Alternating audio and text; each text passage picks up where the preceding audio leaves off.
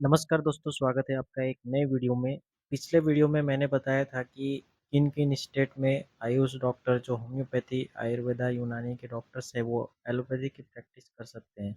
लेकिन उसमें भी मैंने मेंशन किया था कि स्पेसिफिक ड्रग को ही वो प्रिस्क्राइब कर सकते हैं डे टू डे प्रैक्टिस में।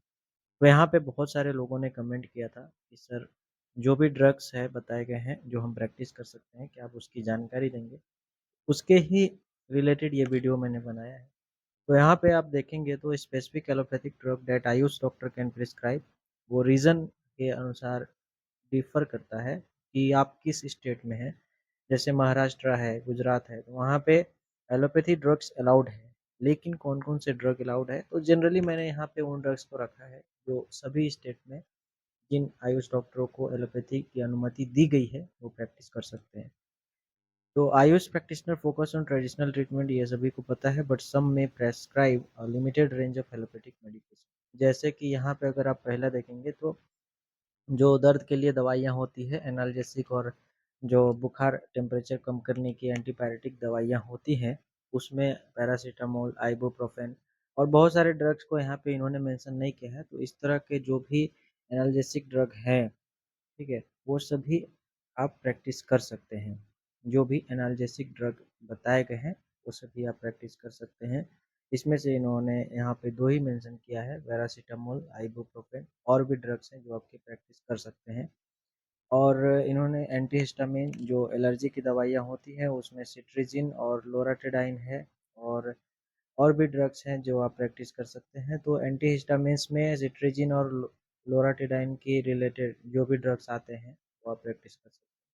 बाकी एंटीबायोटिक में इन्होंने विथ रेस्ट्रिक्शन रखते हुए बताया है, जैसे एमोक्सिसिलिन है, सिप्रोफ्लोक्सासिन है, एजिथ्रोमाइसिन है, ये सभी ड्रग्स आप जो है इंट्रावेनस के रूट के थ्रू और ओरली भी आप प्रैक्टिस कर सकते हैं, क्योंकि इमरजेंसी कंडीशन में जब भी बैक्टीरियल इन्फेक्शन होता है बॉडी में तो हम यहाँ पे एंटीबायोटिक का इस्तेमाल कर सकते हैं। जो भी आयुष के डॉक्टर हैं वो या तो आईवी के रूट के थ्रू एजिथ्रोमाइसिन का प्रैक्टिस, जेंटामाइसिन, ये सभी जो एंटीबायोटिक है वो सभी आप प्रैक्टिस कर सकते हैं। बाकी अगर टॉपिकल मेडिसिन जो है जैसे स्किन डिजीजेज में जो लोकल एप्लीकेशन के लिए हाइड्रोकोर्टिज़ोन क्रीम जो स्टेरॉयडल क्रीम होते हैं वो अभी जो है इन्होंने अलाउड किया है।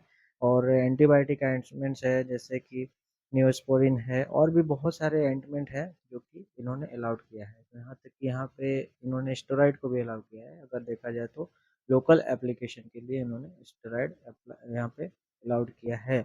लेकिन अगर आप देखेंगे तो जो भी डॉक्टर जो आयुष के हैं वो प्रैक्टिस कर रहे हैं अभी भी एलोपैथिक मेडिसिन का, तो वो बहुत सारे जो है स्टेरॉइड्स का प्रयोग करते हैं। डेक्सामेथासोन जो है वो सबसे ज़्यादा ही प्रयोग होने वाली स्टेरॉइड है, तो वो ये आईवी रूट के थ्रू वो उस ड्रग को प्रयोग करते हैं। बाकी गैस्ट्रोइंटेस्टिनल मेडिकेशन है जैसे एंटाएसिड हो गया, ओमिप्राज़ोल हो गया, फिर और भी बहुत सारे पेंटाप्राज़ोल है। फिर ये सभी जो अलग-अलग रेमिप्राज़ोल, ये सभी जो एंटाएसिड है ये सभी आप दे सकते हैं। बाकी जो बेड है और भी जो भी ड्रग्स हैं उसकी भी प्रैक्टिस कर सकते हैं। रेस्पिरेटरी मेडिकेशन जो भी होते हैं, जो साँस लेने में दिक्कत हो रही हो उसकी जो दवाइयाँ होती है उसमें साल्बुटामॉल है, इन्हेलर्स हैं, बाकी एम्ब्रोक्सोल है।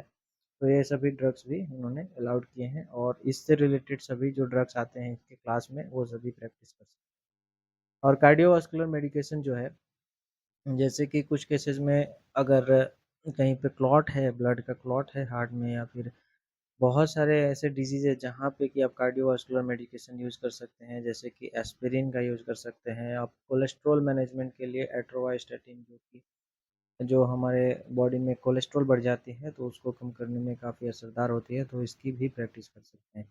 बाकी और भी ऐसे ड्रग्स हैं जिसमें कि कार्डियोवास्कुलर मेडिकेशन जो आईवी रूट के थ्रू या फिर ओरल रूट के थ्रू आप दे सकते हैं, तो इन्होंने उसको भी अलाउ किया है। बाकी हार्मोनल मेडिकेशन इन्होंने विथ कॉज़न दिया है, जैसे कि अगर बहुत सारे पेशेंट होते हैं जो आयुर्वेद का ट्रीटमेंट लेने के लिए आते हैं, लेकिन वो हालाँकि आयुर्वेद के जो भी ड्रग्स हैं उसका प्रयोग करते हैं, उसके साथ-साथ वो थायरॉक्सिन हार्मोन की जो टैबलेट होती है, थायरॉक्सिन का टैबलेट जो मिलती है उसका भी प्रयोग किया जा सकता है। तो यहाँ पे आयुर्वेदिक डॉक्टर हो या फिर होम्योपैथी यूनानी डॉक्टर हो तो वो प्रिस्क्राइब कर सकते हैं थायरॉक्सिन के लिए, हाइपोथायरॉयडिज़्म के लिए या फिर हाइपरथायरॉयडिज़्म, दोनों के लिए केसेज़ में आप जो है इस्तेमाल कर सकते हैं दवाइयों का। बाकी यहाँ पे जो मेन हाइपोथायरॉयडिज़्म में इन्होंने रखा है उसको लेवोथायरोक्सिन जो ड्रग है उसको ही इन्होंने यहाँ पे मेंशन किया है। बाकी जितने भी अदर मेडिकेशन है, जैसे कि पेशेंट को अगर वीकनेस है या फिर किसी सप्लीमेंट की आवश्यकता है, कैल्शियम, आयरन, विटामिन्स, जो भी मिनरल्स हैं उनकी अगर आवश्यकता है तो वो भी प्रिस्क्राइब कर सकते हैं। जैसे कि आप मल्टीविटामिन्स का जो है सिरप प्रिस्क्राइब कर सकते हैं, टैबलेट प्रिस्क्राइब कर सकते हैं, आयरन सप्लीमेंट सिरप प्रोवाइड कर सकते हैं और इलेक्ट्रोलाइट सॉल्यूशंस तो आप दे ही सकते हैं।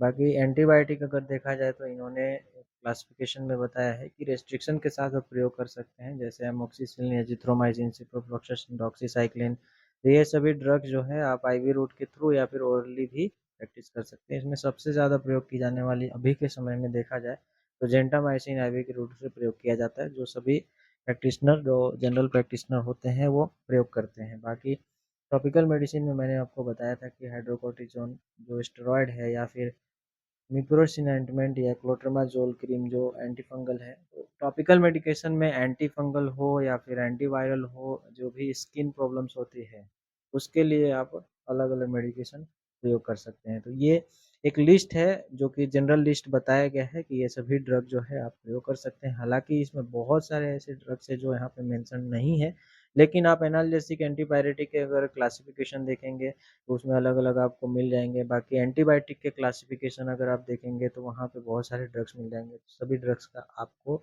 अनुमति दी गई है कि आप प्रैक्टिस कर सकते हैं, लेकिन कुछ-कुछ एंटीबायोटिक जो है उसको आप अगर प्रयोग कर रहे हैं तो उसको फिर कॉज़न लेकर के आपको थोड़ा-सा ध्यान देकर के प्रैक्टिस करना होगा।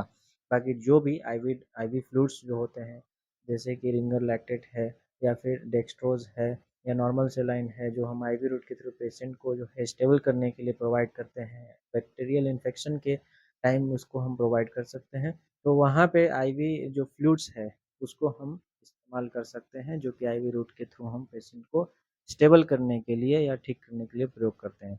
तो यहाँ पे ये सभी ड्रग जो है मिनिमम सभी में 2-2 ड्रग्स बताए गए हैं, अलग-अलग जो एनाल्जेसिक, एंटीपायरेटिक, एंटीहिस्टामिन है या फिर लोकल एप्लीकेशन के लिए जो भी ड्रग्स दिए गए हैं। तो इससे एक आपको कॉमन आइडिया मिल जाएगा कि ये सभी ड्रग जो है आप प्रैक्टिस कर सकते हैं। बाकी बहुत सारे ऐसे ड्रग्स हैं जो कि हमें प्रैक्टिस करने की अनुमति नहीं दी गई है। उसकी वीडियो मैं अगली बार बना करके और यहाँ पे उसमें बताऊँगा कि कौन-कौन से ड्रग को आप प्रैक्टिस नहीं कर सकते हैं। तो अगर इस वीडियो की जानकारी अच्छी लगी हो तो वीडियो को लाइक ज़रूर करें और चैनल में नए हो तो चैनल को सब्सक्राइब ज़रूर कर लें। धन्यवाद।